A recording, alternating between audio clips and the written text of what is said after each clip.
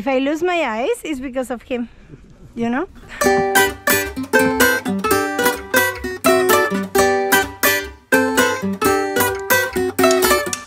Salut les amis et bienvenue sur le chantier express de mon nouveau bateau. Bon, dans l'épisode précédent, je me suis rendu compte que j'ai oublié de vous préciser quelque chose d'important. Lorsque j'ai acheté ce bateau, on était le 1er mars 2022. Ceux qui ont déjà traversé l'Atlantique connaissent ça par cœur, la saison cyclonique court de début juin à fin novembre. Ce qui veut dire qu'il faut être rendu de l'autre côté de l'Atlantique avant le 1er juin et que la plupart des gens traversent pendant l'hiver. Moi, j'ai commencé mon chantier le 1er mars, avec la ferme intention de partir un mois après. Ah oui, et Vendémiaire n'était toujours pas vendu et il était toujours accroché à une bouée à l'autre bout de la France. J'avais donc plus un sou en poche. Inutile de vous dire que j'étais quelque peu tendu. Ma course contre les cyclones avait commencé. Le dossier le plus urgent était cette histoire de safran imbibé d'eau. J'ai construit une tente autour avec une cheminée sur le dessus et en dessous j'y ai placé un petit chauffage soufflant. Une semaine après, le safran était sacrément sec et commençait à s'ouvrir au niveau du collage. On a donc décidé de l'ouvrir en deux.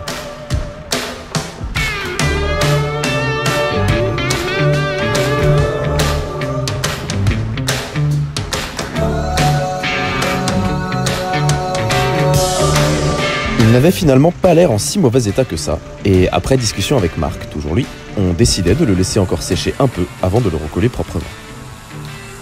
Pendant ce temps-là, Maca, toujours elle, continuait son travail harassant de ponçage.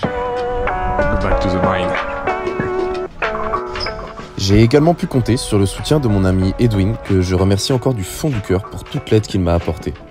Car la coque du bateau comportait une épaisse couche de vieil anti-fouling accumulée au cours des précédentes décennies, et croyez-moi, ça a été un enfer à enlever.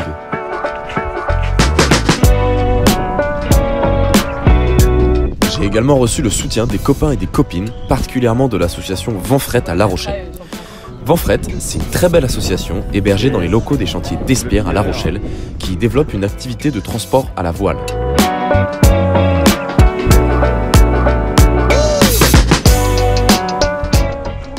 Si vous êtes intéressé par passer une commande groupée de produits bio importés par la seule force du vent d'Amérique du Sud ou du Portugal, rendez-vous en description de la vidéo où vous trouverez un lien vers leur site web.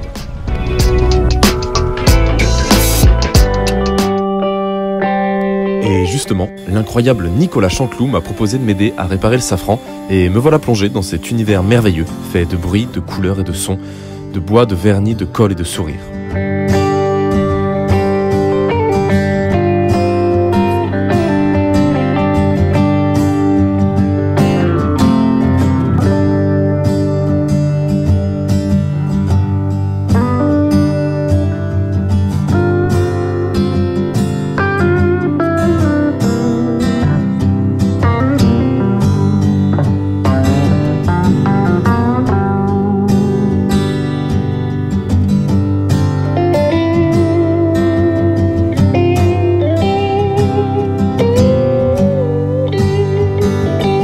Après l'avoir surfacé proprement, on le colle avec de la colle époxy, on serre fortement avec des serre-joints et le tour est joué. Vu l'urgence de la situation, ça fera l'affaire jusqu'à la prochaine sortie d'eau du bateau.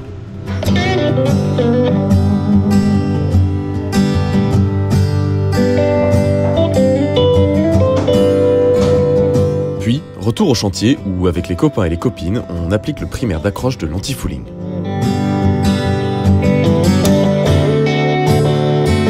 Commençait à ressembler à quelque chose. Le lendemain, les copains sont partis, donc c'est moi tout seul qui passais une couche d'anti-fouling, puis deux, puis trois. Je vous laisse regarder cette vidéo assez satisfaisante du bateau se parant progressivement de sa robe noire.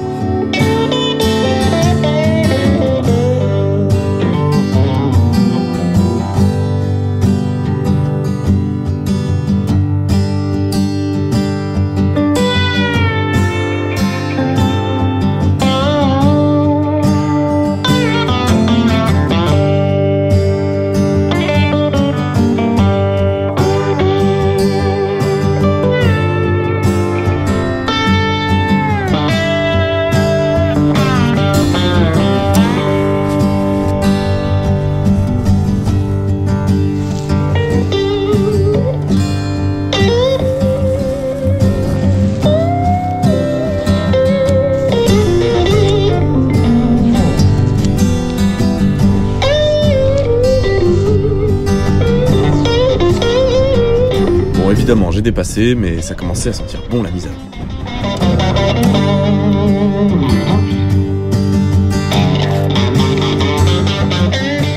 Mais avant, j'avais un problème épineux à résoudre. Le bateau n'avait aucune surface plane pour faire passer la sonde du profondimètre. C'est Jonas, à qui je dois beaucoup, qui a conçu et réalisé la solution à ce problème. 2 contre-cales, dont on a calculé l'angle pour compenser l'angle de la coque. Inutile de vous dire que ça a été quelque peu galère à faire jusque tard dans la nuit, la veille de la remise à l'eau.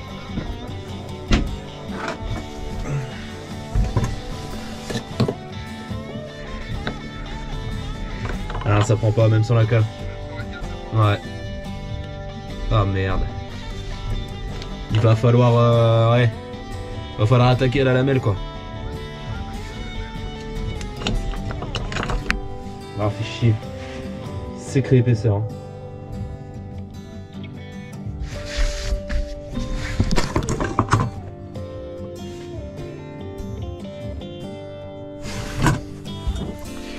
Bon, le passe-coque est trop court, je répète, le passe-coque est trop court, c'est la merde. Mais Jonas n'est jamais à court d'idées, et quelques coups de disque à la mêle plus tard, le profondimètre était en place.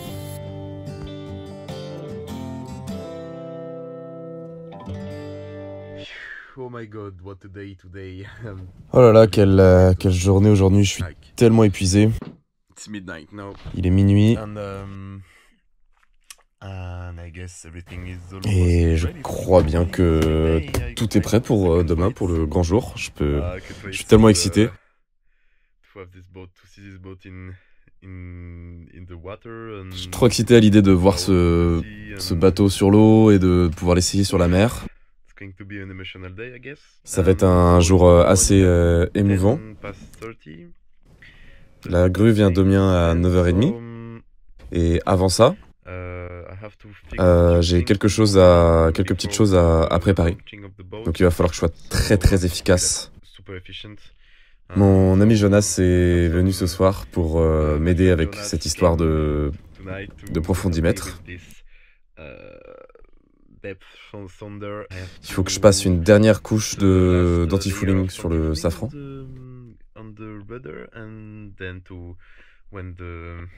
Et quand la grue viendra, on remettra le safran en place. Donc là, je vais me prendre une douche parce que je suis vraiment très très sale. Mais je suis tellement heureux, tellement fatigué. J'ai besoin de prendre une douche et de bien dormir parce que demain je vais me lever à 8h. Allez, à demain.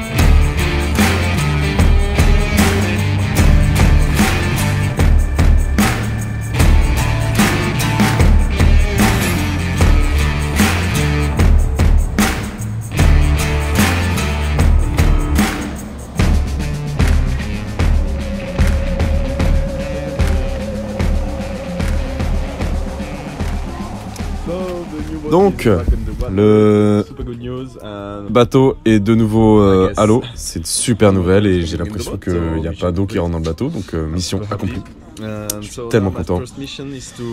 Donc, maintenant, ma première mission, c'est de réviser les winches.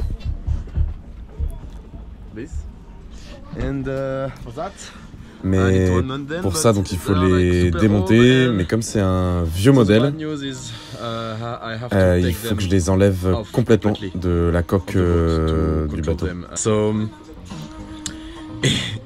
une très mauvaise nouvelle, parce que je vais vous montrer où sont les boulons des winches.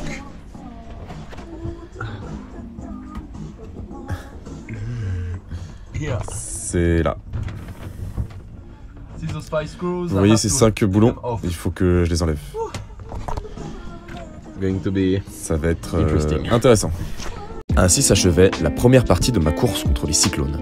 Mais je n'étais pas au bout de mes peines, ni de mes surprises.